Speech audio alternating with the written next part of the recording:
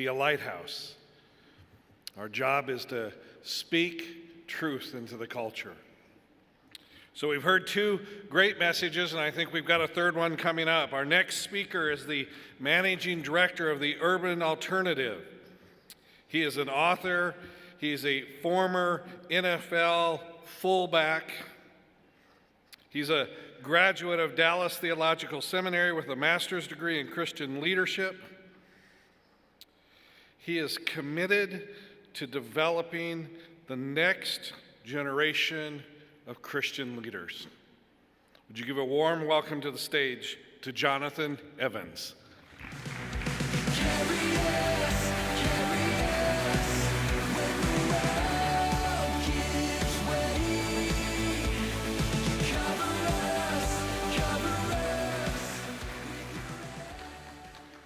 Good evening.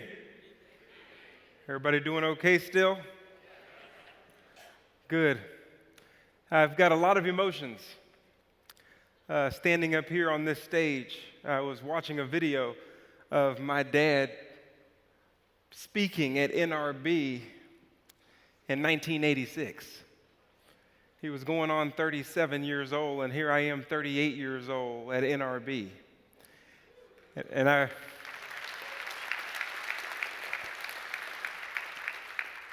remember being just a little kid, watching my sisters help my mom pass out the cards and the tapes and all of those different things in the Great Hall. You know, the hustle and bustle, that's where the hustlers are. In the Great Hall, and just having the opportunity to come back and knowing that my mom was a part of the executive team and a part of the board at NRB over the past year has been amazing to think about, as they called me last Thursday and asked me if I would just come share for a moment. I'm just thinking about last year. Last year was an interesting year. Matter of fact, the last 2 years have been an interesting year for our family if you've been keeping up. But last year was interesting because last year was very high and very low all at the same time at NRB for our family. Because as I stand on this stage and I think about last year being here at NRB, and many of you know the story that we're here this year without my mom.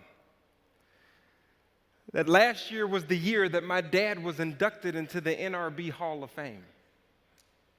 That we were thinking throughout the week, all the family was there, me and my brother and my two sisters, Crystal and Priscilla, my brother Anthony, and we were there and we were excited to come to NRB, which we hadn't been to in a while. Since we were kids, we were excited about the opportunity to be at NRB, and this time, Tony Evans was going into the NRB Hall of Fame. This time, we were excited. We came and I came through and they gave me my badge, so I felt solidified. Because this time we're here and we get to support my dad as he goes up on the stage and he gets inducted into the National Religious Broadcasters Hall of Fame. We are excited about this moment.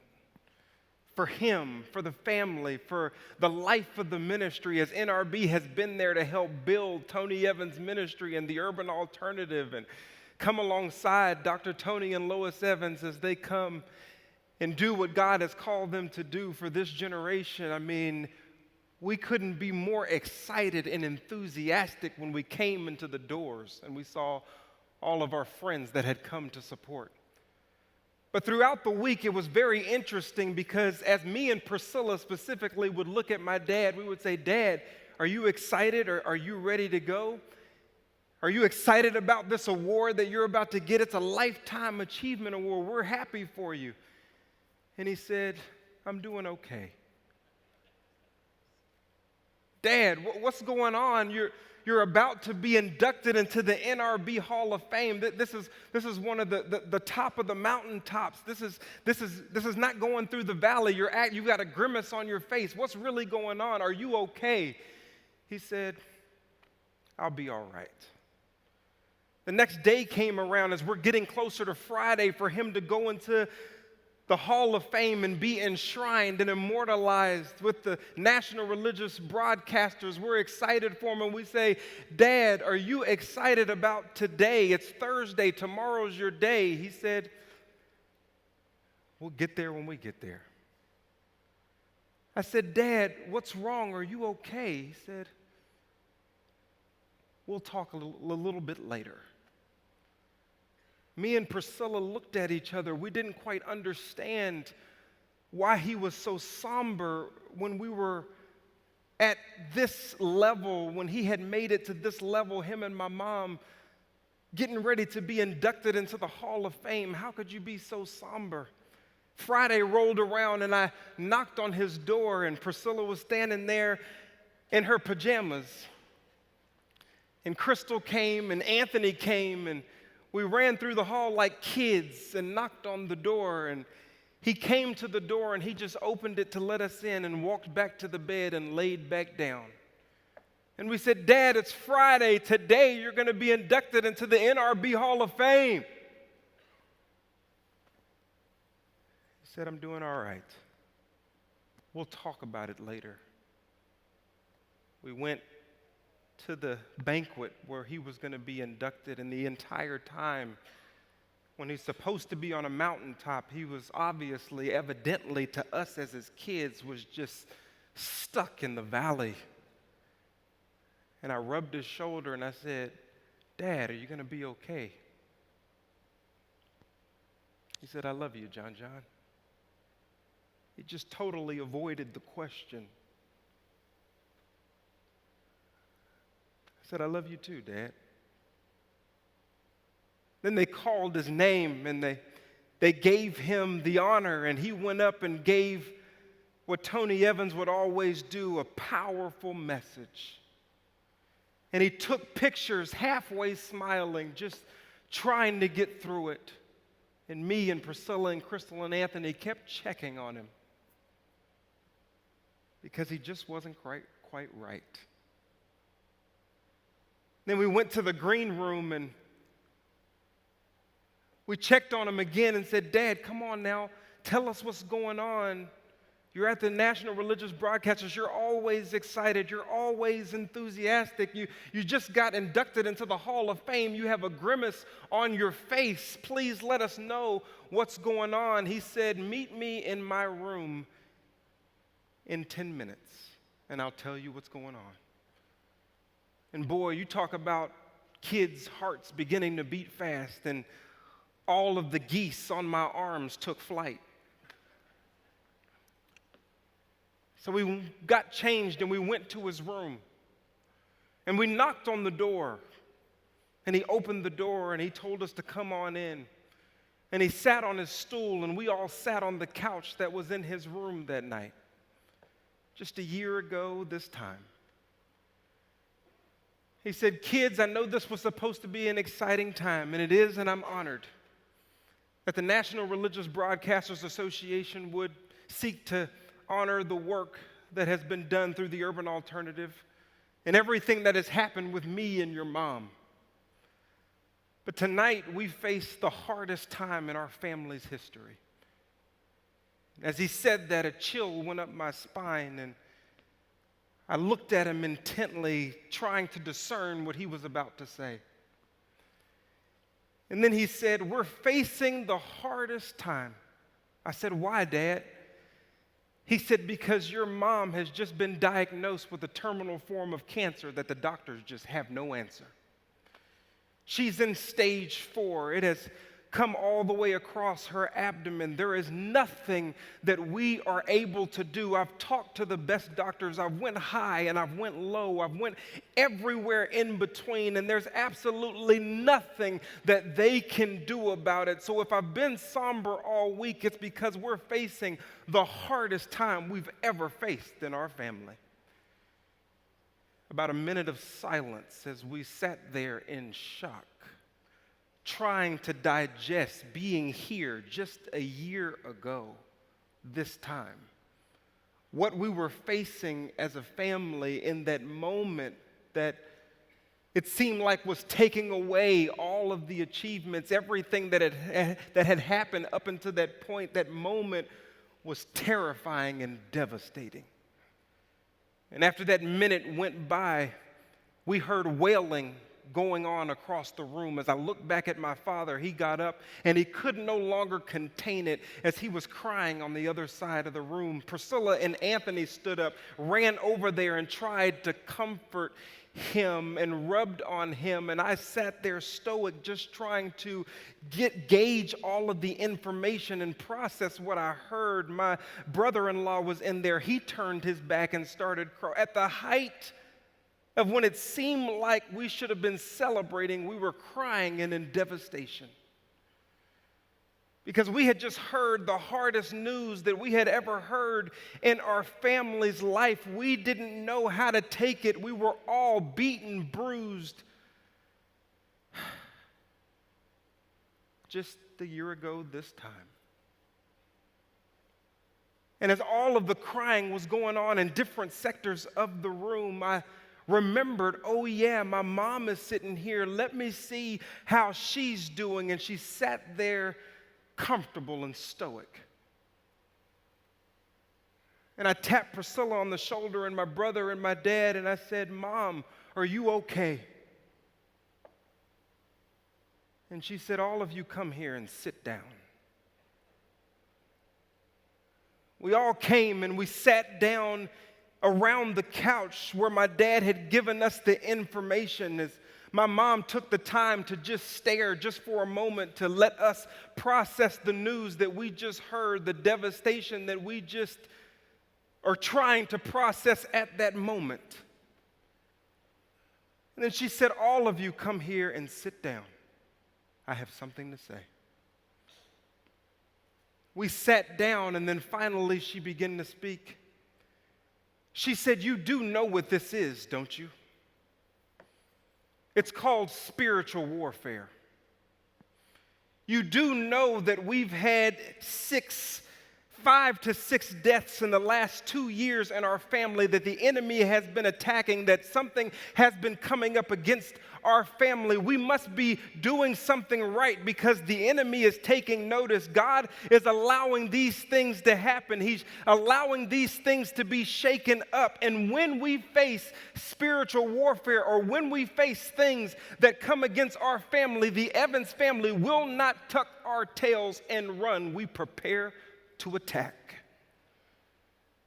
I understand that you're sad. I understand that this is a hard time. I understand that you had a different expectation. I understand that this wasn't what you were expecting to hear. I understand that this hurts, but you need to understand what this is so that you understand the posture that you need to have moving forward. We will not tuck our tails and run. You will get ready to attack. If you're called to preach, you will preach. If you're called to write, you will write. If you're called to proclaim, you will proclaim. If you're called to lead a Bible study, you will lead it. Now, I have every expectation that you will love me and care for me and pray for me and be there for me. I have every expectation that you will do that as my family, but God has an expectation, and that is that you always remember through thick and through thin that you are here to serve the purposes of God. I said, Mom, how can you be talking about ministry at a time like this? And she said, because that's why you're here, son. That's why you're here.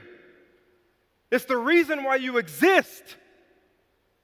What do you mean, how can I be talking about ministry at a time like this? Son, that's why you're here, and everything from pain and anguish, everything from things that seem counterintuitive, everything from things that you didn't expect or opposition that comes up against you is all a distraction from the reason why you are here.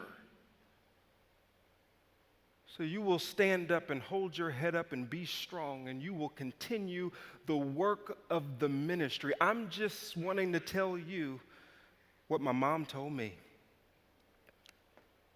Because everybody in this room is facing something or going through something where you need to hear a word that says that you are here no matter what you're going through, no matter what you face in your family, in your ministry, whether you have 1 million people on your program or whether you have one, you're here to serve the purposes of God. Do not turn to the left or to the right like God told Joshua. You're here to serve the purposes of God. We are too close. The promised land is right there.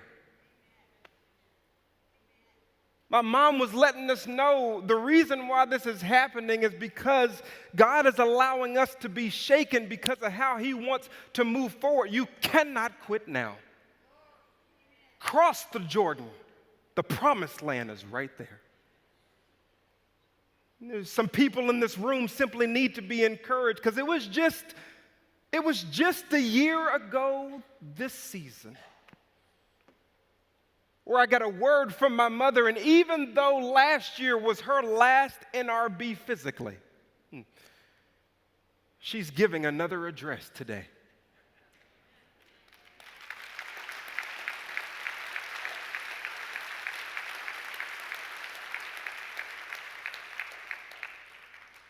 As I spoke at her funeral, with many of you may have seen as it was put out on Facebook and other outlets, I was reminded about my playing career. I played in the NFL for 5 years. You don't know me because I wasn't that good, but who cares? I was there.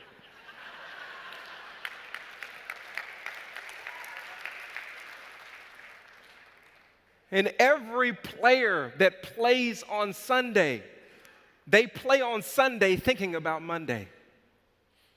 Every college football player that plays on Saturday, they play on Saturday thinking about Sunday.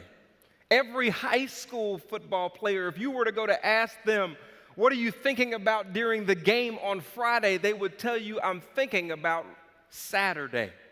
Why? Every time a player is playing the game, they're thinking about the next day because the next day is where you have to watch the film and be accountable of your previous performance. So I remember when I was playing, I would make a good block and I would say, ooh, that's going to look good tomorrow. Or I'd miss something or I wasn't doing something right and I'd say, I know I have to watch that. My mom was letting us know that day, you better stay focused. Because one day there is going to come a day like when you were playing football, Jonathan, where you had to go and your coach would pull down the screen and he would turn on the overhead projector and pick up the red pointer, and all he would wonder is, were you out there bearing the image of the uniform that I gave you based on the playbook that I wrote for you to execute, or were you out there doing your own thing, serving your own purpose? Don't answer that because we're about to watch it right now. 2 Corinthians 5:10, Paul says the exact same thing. For we all will go before the judgment seat of Christ. We cannot lose focus no matter what we face because we're supposed to play today thinking about tomorrow. Whether it's for millions or for one, the focus is on Christ. That one day he's going to pull down his cosmic screen, turn on his Holy Ghost overhead projector, and pick up his blood of Jesus red pointer. And he's going to sit us all down, and his only concern is not going to be about your donor base. It's not going to be about your numbers. It's not going to be about all of those things that worry us on a daily basis. It's not going to be about the opposition. It's going to be, did you serve the purposes of God? Don't answer that because we're just going to watch it right now. And sometimes in ministry, we can get to a place where we're serving the ministry instead of the God who's over it. We're so concerned about the numbers and the feedback and how many listeners and these people over here and what dog and pony show can I do to make sure we get the support that I need. And if God gave you the ministry, certainly He'll support it. Serve His purposes.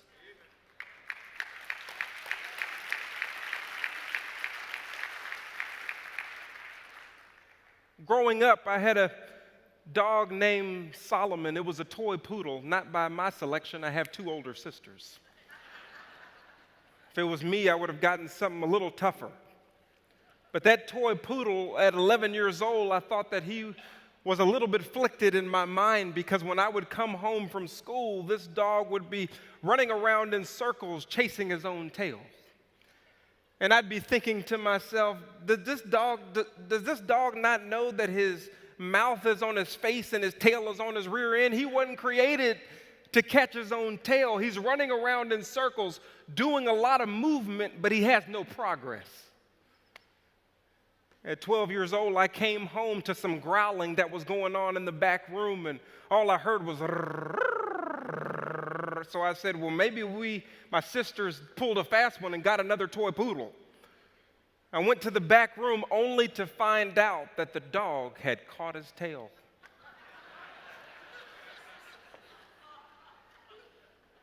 But after 30 seconds and me standing there watching him in shock, the dog had to let go because he was too uncomfortable to stay in that position even though he had a moment of satisfaction. Because that's not what he was created for. We have to be careful in the Christian world because sometimes we can get so involved in what we're doing that we're not actually progressing. We're just running around in circles. We're running around in circles trying to satisfy an intent that we were not created for and just having Jesus sign off on it. I mean, how can we have all of these radio programs and all, my dad used to say, radio programs and all these broadcasts and all these churches with all these preachers, with all these youth programs and all of these conferences and all of these special people and still have all this mess? There's got to be a dead monkey on the line somewhere. It's that God's people are losing focus. My mom told me to tell you, go back to being focused. It's the gospel of Jesus Christ. Serve the purposes of God. Be an impact to your generation. Paul said in Philippians 3, I do not regard myself as having taken hold of it, but I leave what's behind and I reach for what's ahead, pressing on to the standard which I have already attained. We must press on. I know there is opposition. In the last 2 years, my dad's brother passed away 2 years ago. Just opposition in our family. 6 months later, he lost his niece, my cousin Winter, at 38 years old. Her heart just stopped. She fell down in her home with 4 girls and a husband who now live in Nashville. A few months later, he lost his sister. A few months later, he lost his sister's husband. A few months after that, my little cousin, Michael, who is 28 years old, lost his wife at 30. Found out that she had a tumor suddenly, and then at the moment that she found out, the next day she passed away. A few months after that, Daddy, my granddad, my dad's dad, was falling ill, and at 90 years old, he passed away this past November, and a month later, Lois Evans. It is painful sometimes. It is hard sometimes. You've heard from the previous speakers, whether it's the culture coming against you, whether it's wayward children, whether it's your own family, whether there's deaths in the family, whether there's people that you're losing, whether there's listeners that you're losing, whether you feel like you're not getting the support, it's hard sometimes. That's why the Bible says in Galatians 6:9, do not grow weary of doing good. Because even though it's hard, even though there's oppositions, even though you may not be noticed in the great hall, even though it seems like things may not be working out, you have one goal: serve the purposes of God. She was just letting us know that even though 2019 would be her last physical NRB, in 2020, she can give us good clarity of vision to put us on the straight path with a final address to the NRB she loves so much. People, December 30th, was the last time that I spent time with my mom. And about a week before that, she was living between heaven and earth. And I knew it. She said, "Did you see my mom? She was just sitting right here. Did you see Mom? Do you see those colors? They're unbelievable." I said, "No, Mom, we don't see them. We don't see your mom, but I know you do." And one thing that got us, she said, "The award!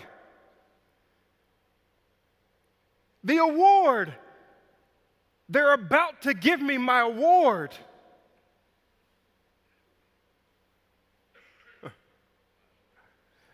Enjoy that, Mom, because you serve the purposes of God. Through the thick, the thin, no attention, a lot of attention, millions or one, you didn't lose focus. So you enjoy your award. My mom would want me to tell you, there's an award. Don't lose focus. Serve the purposes of God. Thank you for having me.